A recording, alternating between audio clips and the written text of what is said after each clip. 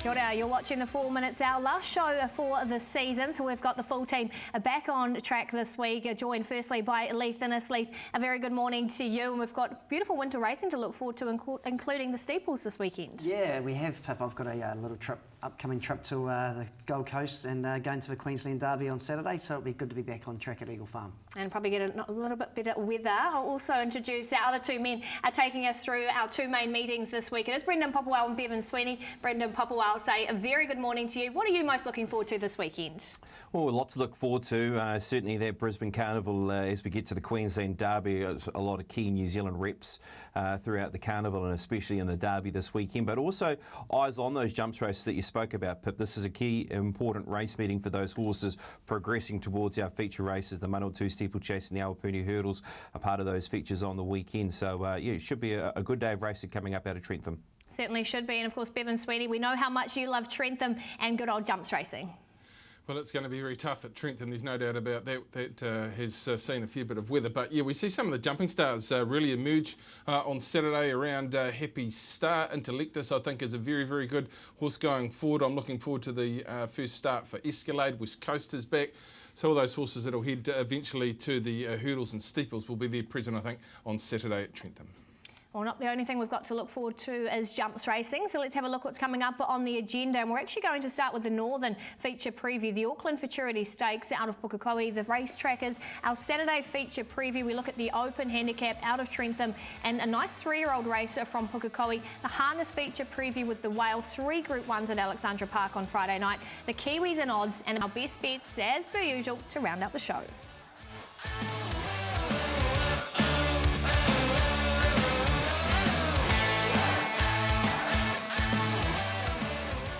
We start with the Barfoot and Thompson Auckland Futurity Stakes as our feature preview. Brendan Popplewell, obviously it's winter time or heading into winter. We've had a bit of rain around. What are we expecting on Saturday? Yeah, look, there is sunshine for the next few days, so I guess we could be looking at more of a track that could be in the puggy nature. It's a heavy 10 at the moment. It's a track condition that's copped a lot of rain of late there out of Pukekohe, 49 mils of rain in the last 7 days. But as I said, the forecast does look rather clear leading up towards Saturday. So just bear that in mind as we look out for that feature on the program, which is worth $80,000 at the listed level on the Barfoot and Thompson Auckland Futurity Stakes. And it is over the 1,400 metres. Race number 3 on the program. Salt Coats at $3.80. Of course, the same owners won this race last year with Andrew Forsman's run at Lead Ox. Egyptian Queen in the market as well at 3.8. And you've got Chantilly Lace at $5.50. Full Tilt for Andrew Forsman at $7.50. Well, let's take you back to one of the key lead-in races. Obviously, a good race here. Listed feature. A nice winner coming out of this as well. And Salt Coats runs 3rd in the race. What did you make of the run, Leith? Yeah, I think he's a nice, promising, 2-year-old, and going into the next season. This is a very good, strong field. As you saw Roger's horses racing in a Group 1 the size on Saturday in Eagle Farm. And look, Glamour Tycoon, she had 2 starts before this as well. So I think the form out of this race is going to be pretty strong. And I think he's a leading chance. Yeah, it does look a good form reference, doesn't it, with Salt Coats finishing 3rd. And look at even Full Tilt to a certain extent too, who there finishes into 5th position in that race at stakes level last time out, over 1,200 metres, and they go up to 1,400 metres. I do like this form reference because I think the winner of this race, Carbonados, is very, very good. The numbers will back it up as well. So Chantilly Lace finishing 2nd behind this horse, beaten a margin, yes, of nearly 5 lengths. But if you go back 2 starts ago, the horse ran a very courageous run in the Group 1 Manawatu Size Produce Stakes, been finishing into 5th position. She's got herself a barrier draw of 1. Kelsey Hannon aboard, as we've seen with her efforts last weekend. She's come back in very good form, Kelsey. And the opportunity of really putting this horse maybe more on speed. Cope with those track conditions there, which was a heavy 10. That was the first time she'd ever been sighted on that type of track condition. Yeah, I'm happy to be with Chantilly Lace. I thought the horse might be at a nice sort of $5.50 price where things sit as we record on Thursday morning. Nice selection there at a bit of a price as well. What about you, Leith? Are you looking towards there? I'm going to go for the Sam Logan trained Salt Coats. I think he's a really promising horse, and look, if he's drawn perfectly at barrier 4, and if the track improves a little bit, I think he's definitely a winning chance. Well, speaking of Salt Coats, Sam Logan did catch up with Aidan Rodley at track work the other day, and Aidan just asked how the horse has progressed since that last start placing. Yeah, he's just learned a lot each start, and the third last time at Te Rapa was a strong run against a good group of horses, so we're very happy. Nice to get that black type for him too. What did you make of the run that day? I was happy. It was an off track and he was wide. Glamour Tycoon was obviously outside him, and then she kind of came across him a bit in the straight, but he kept going and fighting to the line, and you know, he wasn't far off Solidify, who's obviously very smart, so that was good. Like everybody else, I thought it was very good.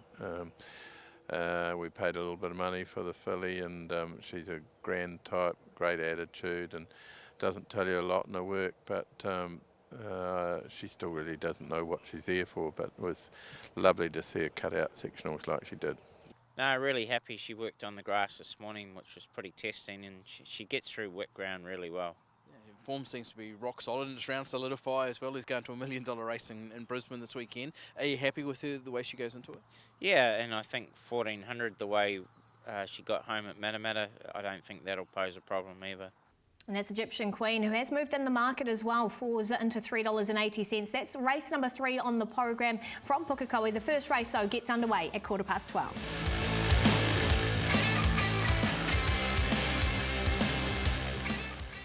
Yes, it's race tracker time, and this time we're having a look at runners that we think might be able to pick up a couple of wins in the longer future over the winter. And we'll start with you, Leith. Who have you found? Yeah, I'm going to take you back to Racehall last Saturday.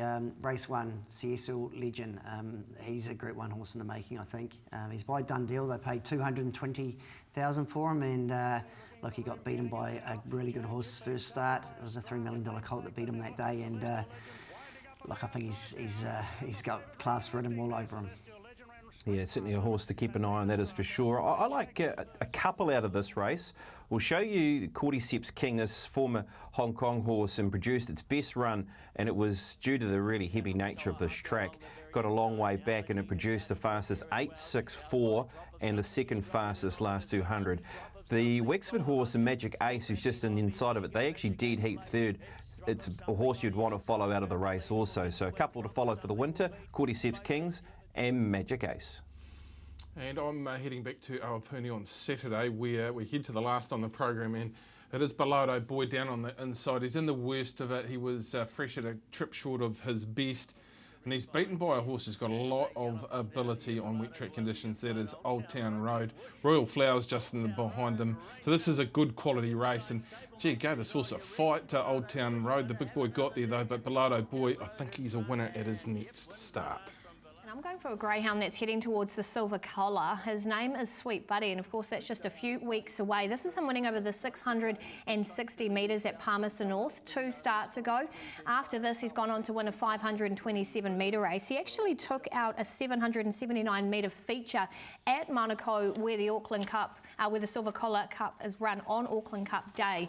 And he's just a dog that I just think will keep on tracking. There are very nice dogs like Gold Star Kalito who are putting their paw up at the moment, beating dogs like No Keeper. But you've got to be able to see out the 779 metres. And I just think he'll stay all day. He's from Sam Lozel's kennel. He was very unlucky not to get Shaynee to qualify for the Silver Collar when she looked like the favourite a long, long way for home. I think this dog will take him to the final, and it'll be a nice each-way play. That's Sweet Buddy for Sam Lozel heading towards the Silver Collar. Here's a summary for our race trackers. Note them down, chuck them in your race trackers on tab.co.nz.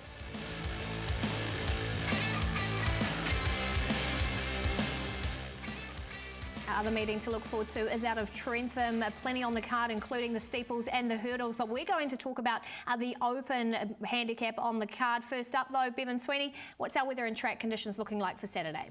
Heavy 10 pip, just depends what variation of that heavy 10 it'll be. It might be heavy 14, but they do have a little bit of rain in the forecast, which might be a help, just odd showers, because if we get 2 days of sunshine, then it could be as holding as it gets. Of course, we will run the figure 8 there on Saturday with the jumps racing on the program, but one of my mates was at a rugby game in the centre there on Wednesday, just said look out for those that need flippers on Saturday.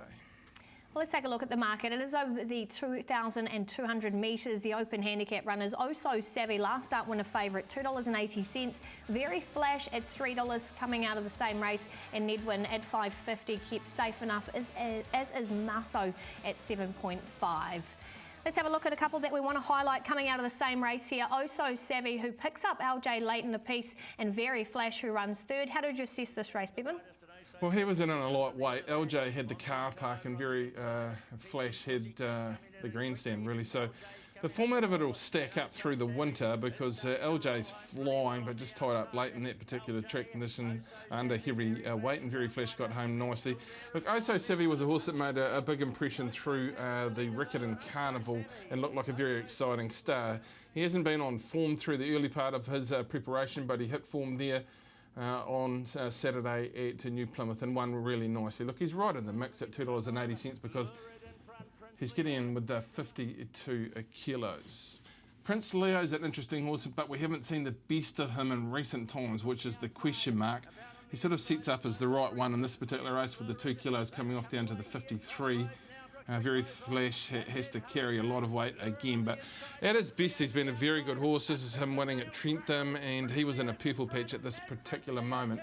At his best in this race, with the way the weights have set up, he would be winning this at around about $8. But Oh So Savvy deserves respect at 2.8.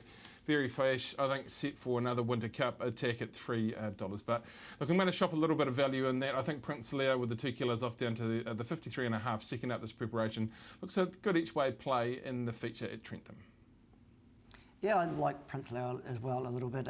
Look, he's only had one start back over 1400, but yeah, I thought the John Wheeler horse, Oh So Savvy, is the one that will have to beat.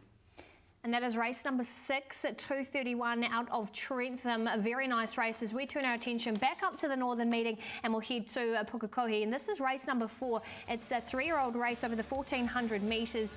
Option 204, Devastate, $2.30 for Andrew Forsman. Kabuji at 4.5, second favourite, and Mischief Managed at $8. The only other runner in single figures. Well, let's take a look at our first replay, and we're going to highlight Beep Beep. And this is running in the Cambridge Breeders' Stakes. A nice enough 4th BP. What did you think of the run? Yeah, it's a good form reference, isn't it? Strong race, a lot of nice types in it. Denby Road taking it out, and the horses that are surrounding Beep Beep, the likes of Petrucci and Miss Rocket. I guess the question mark here is the horse has only gone as high as a soft 5. We're a heavy 10 on the weekend. How will she be able to handle those type of track conditions is an unknown at this stage. I think her form stacks up, though, with how she's been able to run in this particular race. She's at a price. She's offered it around that $10 mark. This is a horse I do like. I think this is a runner that will be a very big improver second time to the races. He's won in that state beforehand as Devastate. He's a horse who's won a stakes race, that being the Wellington Stakes, on a heavy track. It was a heavy 8 when he did win that particular race, and he did beat Penny Wecker, a 2-time Group 1 winner in that race. He's a horse that, as I said, will just take that natural improvement from this effort to say that he should be ready to strike. And as Leith mentioned, I think sitting in the right spot too, outside leader, puts him in a commanding position. Yeah, I think he's a good bet in the race as well. Look, he's second up. He travelled like the winner the whole race at Te Rapa, but he just peaked on his run the last 100 metres, and he'll strip a lot fitter for the run. Well, that's what the boys are liking there, and the feature out of Pukekohe. That's the Mount Shop over the 1400 metres. You can catch all the action nice and early with the Punters Lounge, 11 a.m. with Bevan Sweeney.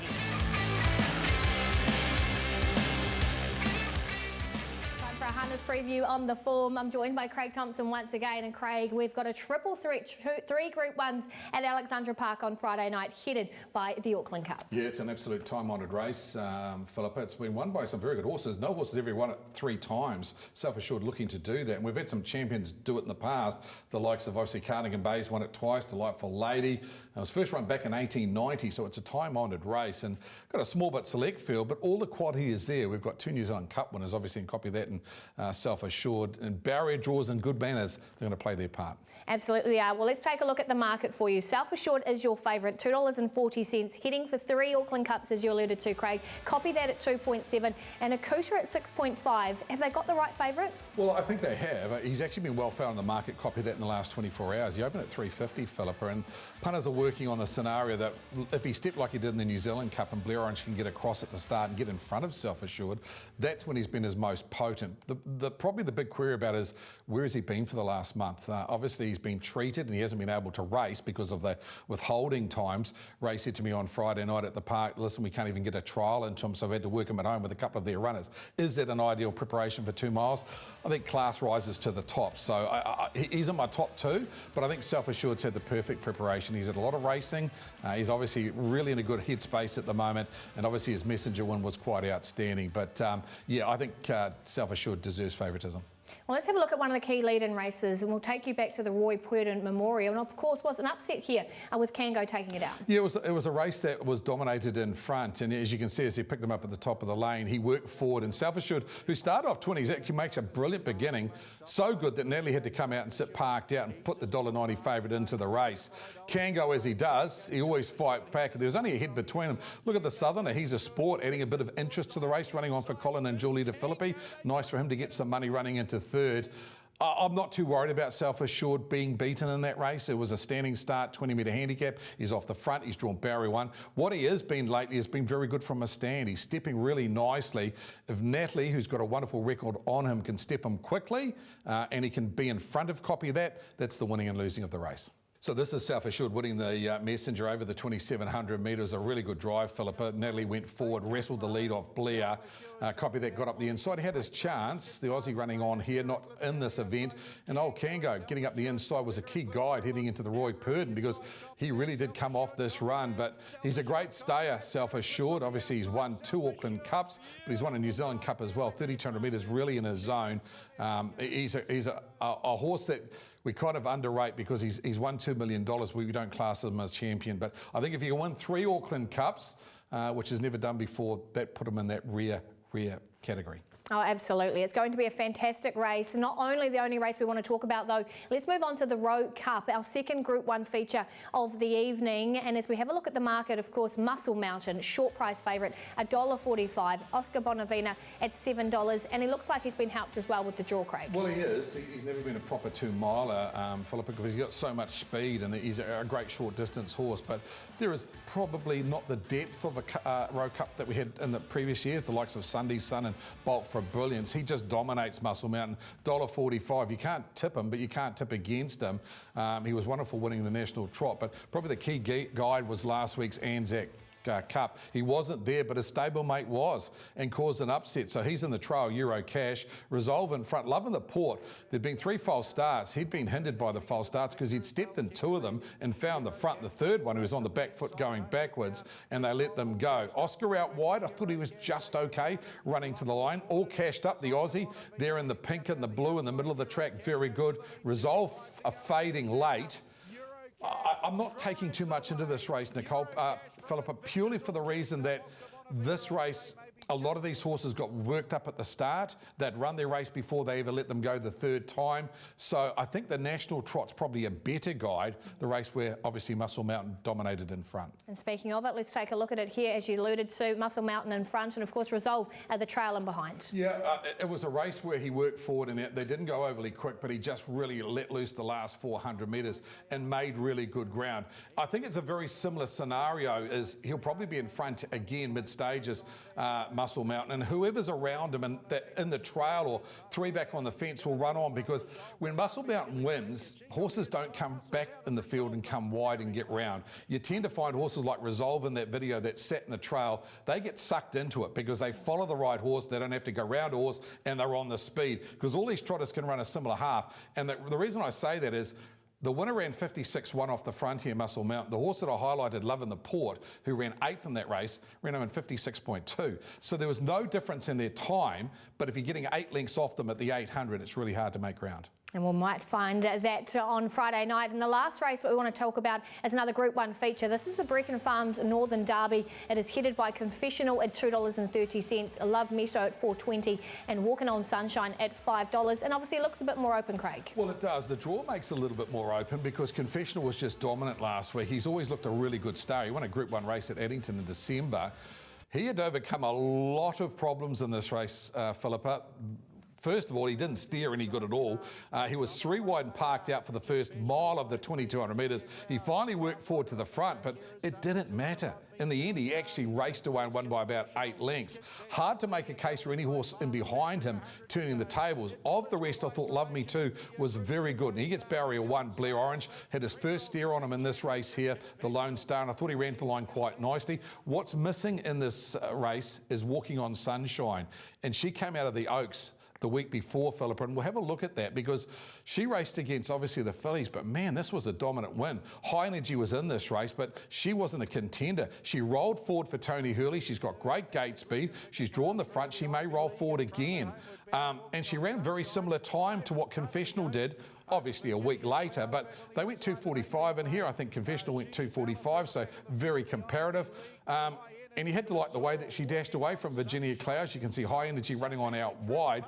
That gate speed will put her on the speed. And if she can get to the front, take a trail, Confessional doesn't get any good luck. Well, at $5, I think she's racing really well. And I wouldn't be surprised if she puts in early and you see a positive drive here from Tony Hurley. Sounds like a nice maybe each way play. Or check out those top 2, top 3 markets. All of the action. Te Abbey Trackside 1 Friday. Thanks for your time, Craig. You can catch Craig and Nicole on track from 5:36.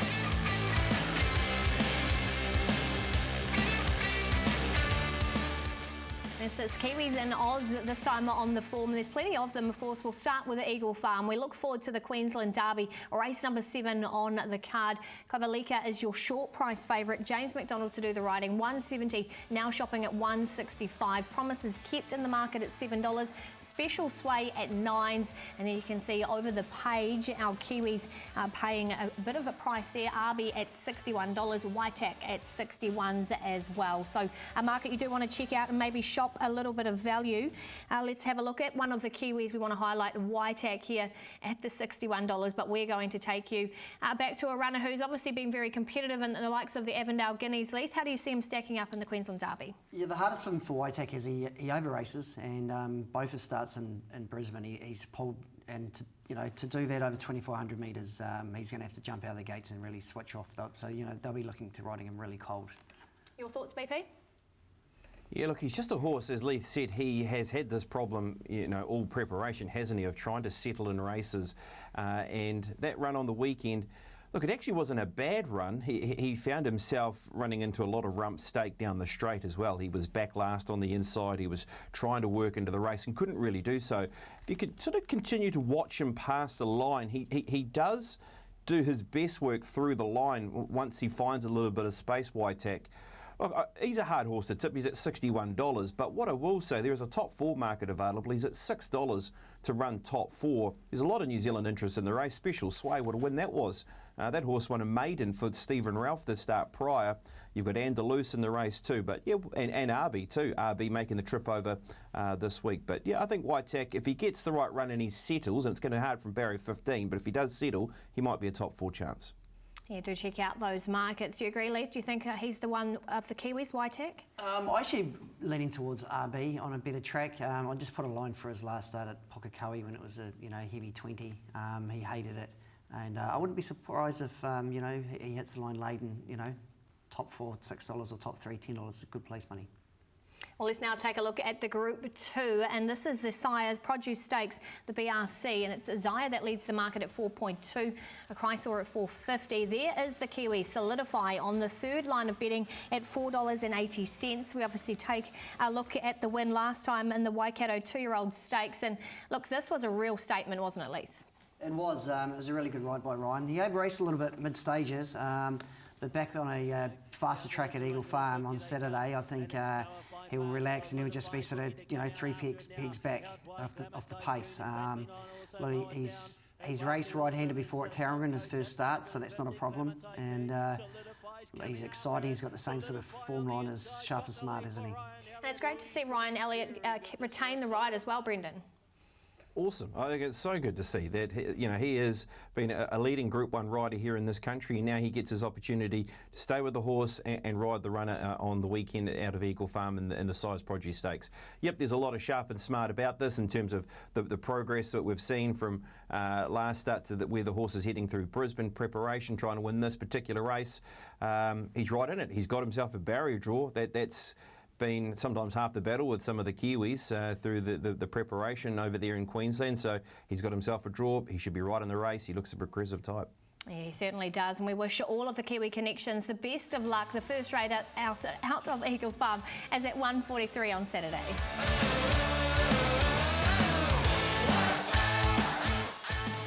We're good to I'm go. on the big screen. Just the one man The today. big screen.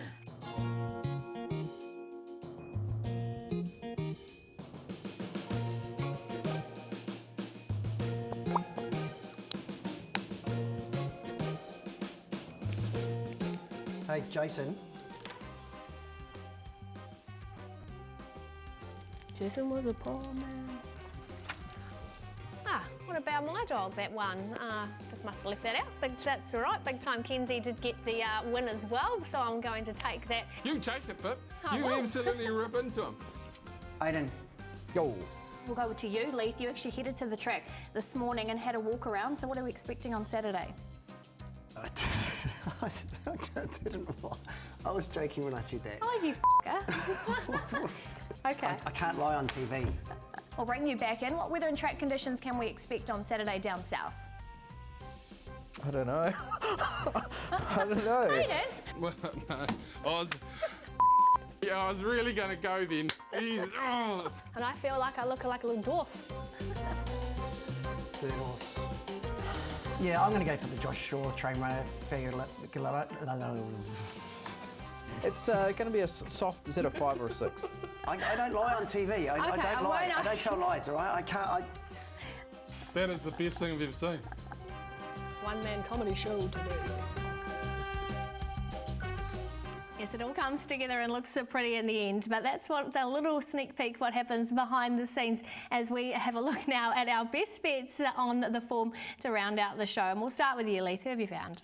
Yeah, I'm going to be at Eagle Farm on Saturday and I'll be cheering on the Ocean Park Kovalika, race 7 in the Derby. He's a little bit short, $1.65, but put him for your Maldives. It'll be a steer job from J-Mac. I'm going to swing for the fences a touch here. Race number 7 out of Counties, Magdala. We get to this time of the year and Magdala does like to be winning. It's a horse that's got wet track form, loves winning here at this venue. So Magdala for me, race 7.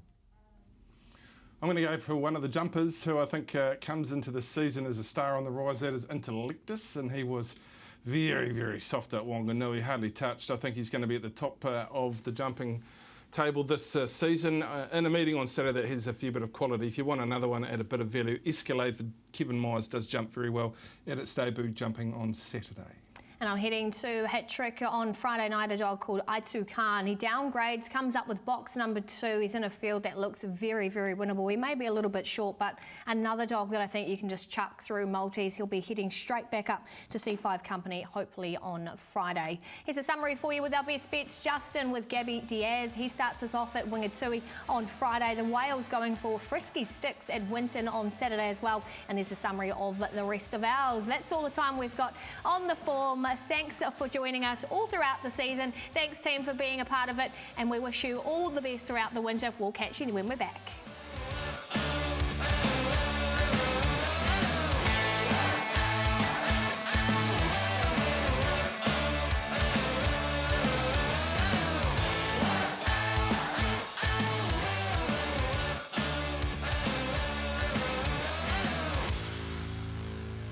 That is the best thing I've ever seen.